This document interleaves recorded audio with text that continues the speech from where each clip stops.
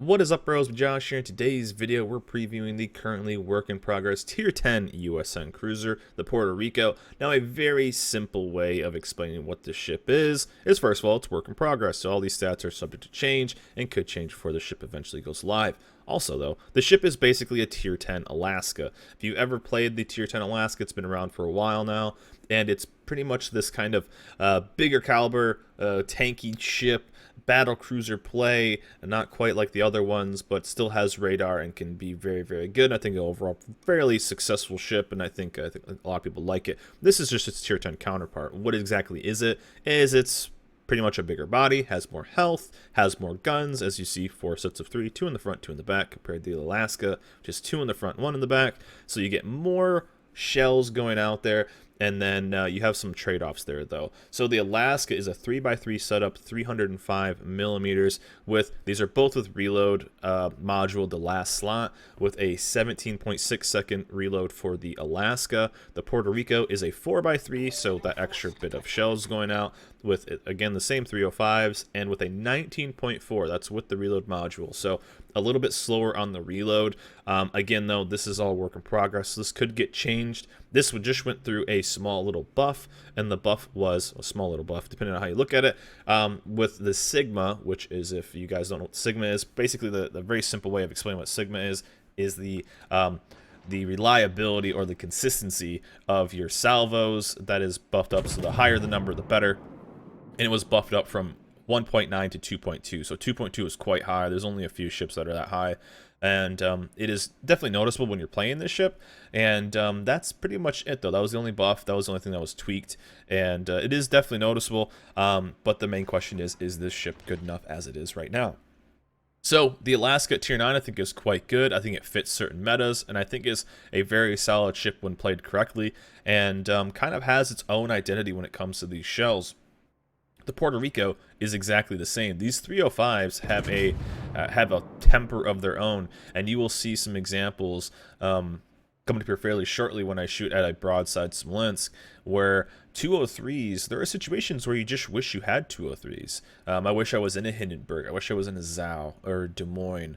But there are other situations, like kind of that one, where you hit that bow on target, where you really wish you could, you're really glad you have these 305s. You can do a lot of damage. There were even some situations where I pumped in like a bow-in Soyuz, the Tier 9 Russian battleship, and I got a Citadel on them. So these 305s have an identity of their own and will act kind of how they do.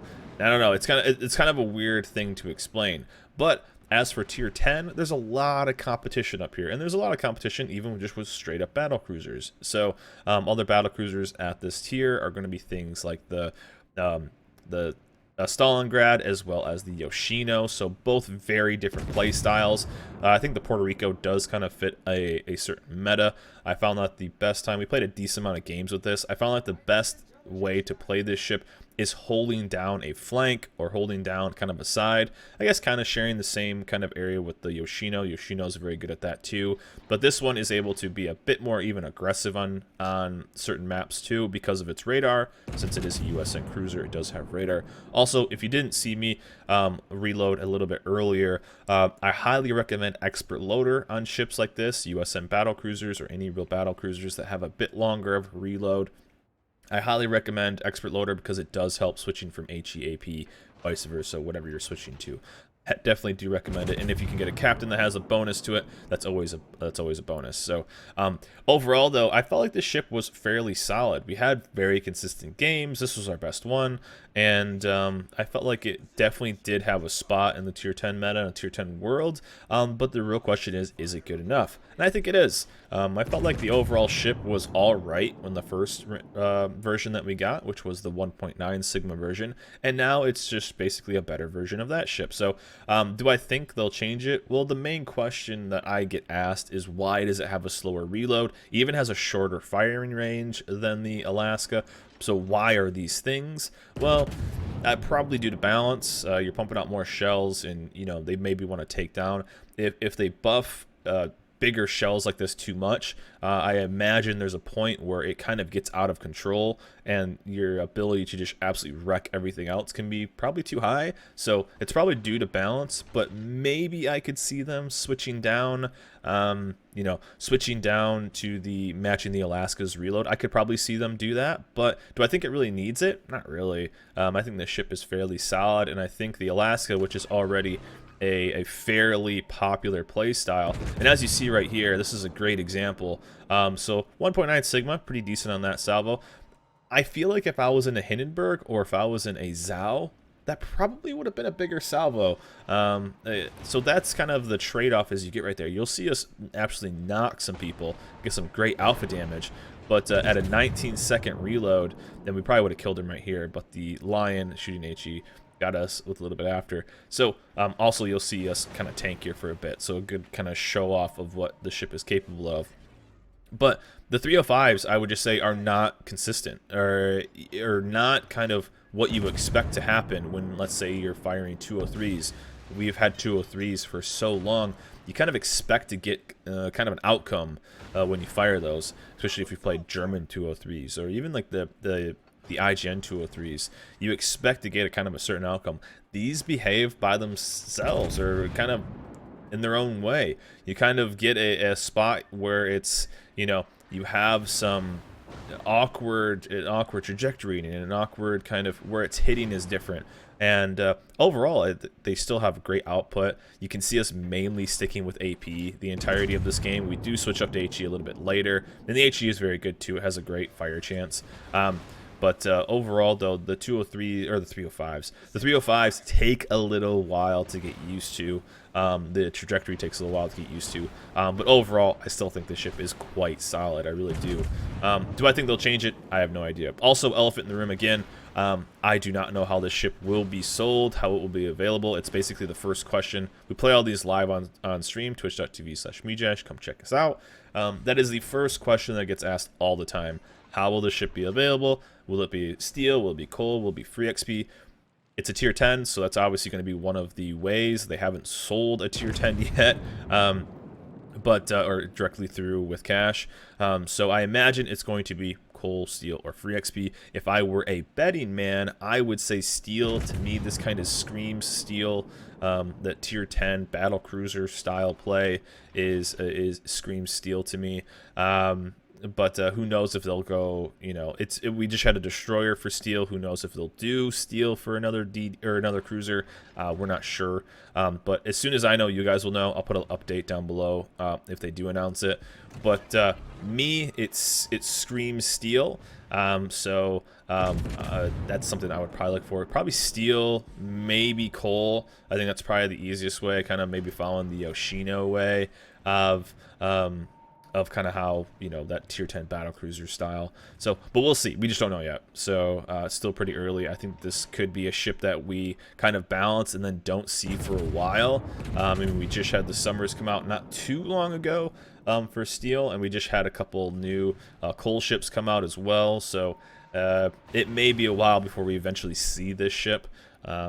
With how the development phase kind of happens. But also, I don't know if you guys saw, we actually got 4 hits on that Akazuki when he was at like 3-something K life, and he still had like 1,000. So these shells are kind of weird. I will say that, now, did I ever feel weak when I played this ship? No, but there are definitely situations when you were playing with, even with the Alaska, and, I mean, we all saw this coming, right? Broadside to cow, I mean, God, that didn't surprise anybody, right?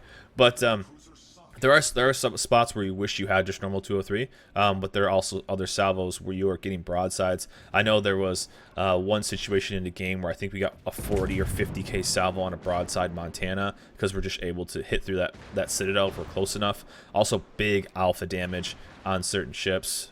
Get back to back right there, knock them down, no big deal.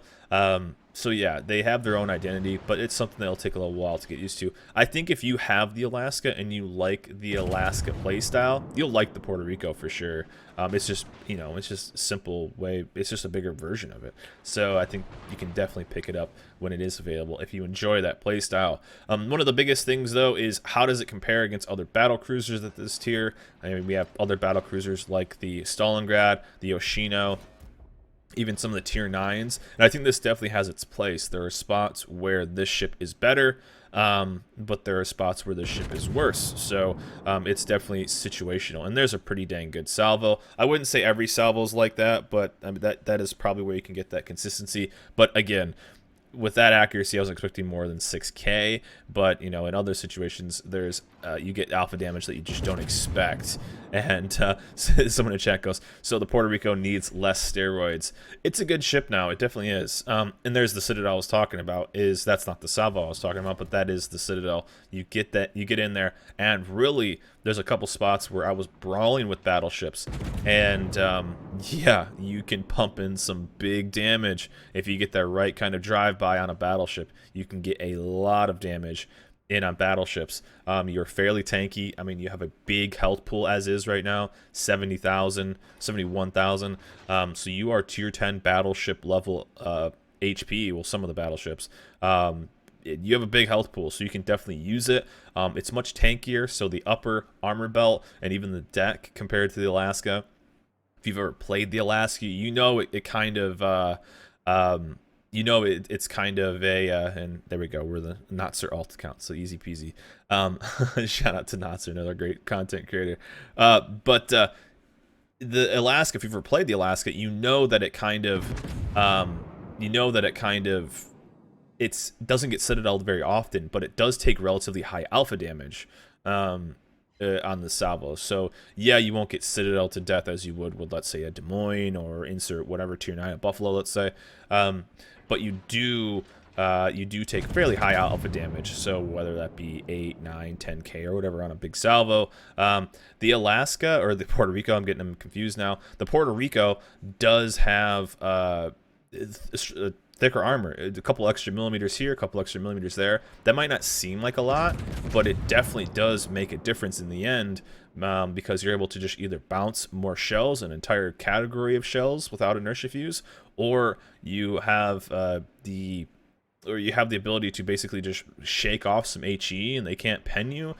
It is quite noticeable how tanky this ship is. So is having a little bit less maybe damage output compared to the Alaska with the slower reload, shorter range. Is this something that is willing to trade off for the tankiness?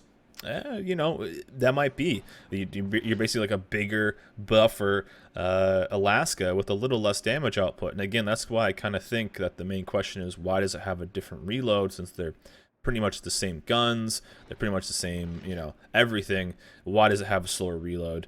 That's probably why. You're just tankier. You have more life, you have more survivability, and you're fairly just you're just tankier. So who knows what they'll end up changing. Again, it is work in progress. These stats are subject to change. However, I kind of think what we see right here is probably what we'll see on the final version. We may not see it for a while. I could see this ship going through this testing phase and getting kind of shelved for a while, because to me it screams a steel ship. We just had a steel ship not too long ago with the Summers, and it is probably on a development phase for steel ships, probably a little ways off. Also, we had some fairly new with the, even still the Georgia and the Yoshino, stuff like that. Those are ships that just came out fairly recently. I won't say super recently, but fairly recently, so it's a bit too much, I think, to ask the player base to save their coal for that. So we could definitely not see the ship for a while, but to me it screams one of those two consistency, or one of those two currencies, not consistencies.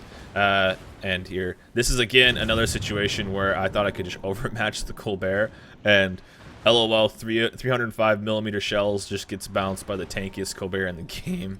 But hey, what are you gonna do?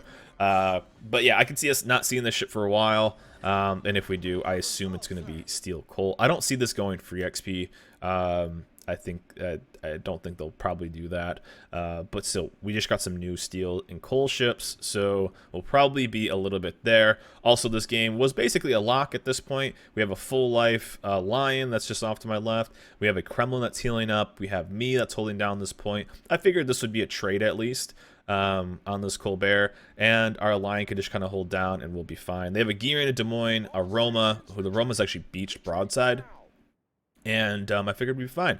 But, and also we could pump in some damage on this Gearing and kind of lock this game, but it is a random battle game, so you know that no wins are easy wins in random battles. So what's the best thing our lion could do, instead of just killing everybody in B-cap, as I get completely juked out by this Gearing, is that our lion, who is almost full life, rams the Des Moines. So this goes from being an easy just whomp of a win to now our lion YOLOing and killing the cruiser. But still, we do end up pulling this game out. The rest of this game isn't super exciting, but we will watch the last little bit until it goes into the really boring part. But still, how do I feel playing the Alaska? I never felt weak, so sometimes like that's the biggest thing. Even other ships that are getting tested right now, you get in spots where you kind of feel that they're weak. The Puerto Rico, even in the first version, I didn't really feel weak. I just felt like it didn't bring enough. And now I feel like the ship is probably pretty solid with what we see right here. There will be situations where this thing shines, and the times that this really shined was when you were holding down, let's say, a cap, or holding down an entire side of people flanking, or an entire team pushing. You're very tanky. You have a big HP pool. You have some pretty solid DPM with its guns, and you can really punish broadsides and even punish bow on with the HE. And also you have radar and fairly solid AA as well. But still, the buffs of this version were going from a sigma from 1.9 to 2.2. It is quite noticeable, and I think it was a pretty good buff, because that was the main thing when playing this, was that you didn't feel like your guns were doing anything. So, and here you're going to see a nice little AP on the broadside too. Just such good alpha damage on these 305s. It's so weird going so long. And I saw 14k salvo, you know, no big deal. But it is weird playing these 305s and going so long with playing, and we'll bounce out from this because the rest of the game is just us waiting out the cap, and it's an easy peasy win, so we hold on there. But yeah, for playing this game so long and having that feel of what 203s can do, to going to the 305s and having them do certain things better but other things worse, it is kind of a wonky thing to get used to. If you've played the Alaska though, you'll be very at home with this ship. It feels just like it, just a bigger version. And you could definitely have a lot of fun. So anyways, this ship still is work in progress, so these stats are subject to change. However, I don't think they're going to change too much in the upcoming version. Also, I do not know how this ship will be available. As soon as I know, you guys will know. And I could see us not seeing this ship be released for a while, just because of what has been released recently. I'm kind of filling the slots of what I think this ship will be sold for currency wise. So anyways, that's it for me. Hope you guys enjoyed this video. Remember, like, subscribe, and I'll see you guys next time.